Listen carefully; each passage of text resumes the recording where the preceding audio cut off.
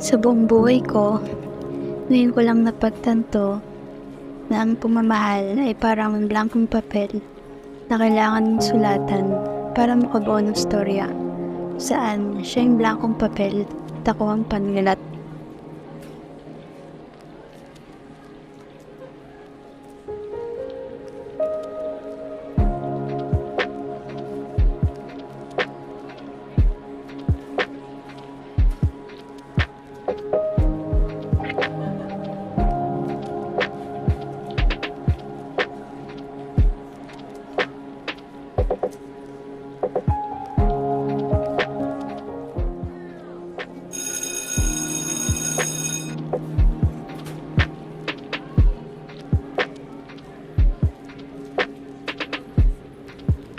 Sir, sorry I'm late.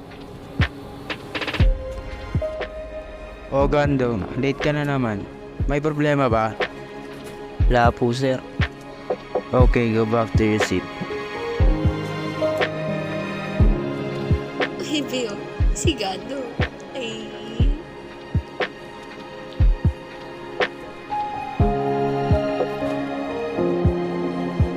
Uy, sigado. Labitan mo. Bilis. Ang bagal mo.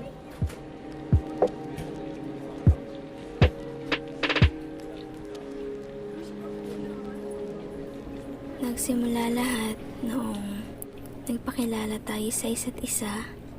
Nalaman natin ang storya ng bawat isa sa bawat oras, araw nating pag-uusap.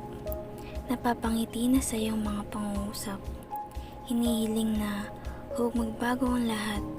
Ngunit, hindi ko naman hawak ang oras. Kung darating man ang araw na iyon, magpapasalamat pa din ako. Dahil sa mga oras na nakasama kita, naramdaman ko ang pagmamahal.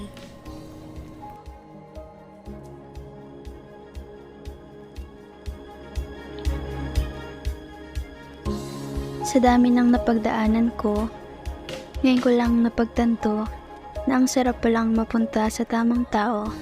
Yung feeling na kahit anumang pagsubok ang dumating, mananatili pa rin kayong matibay at matatag sa buhay.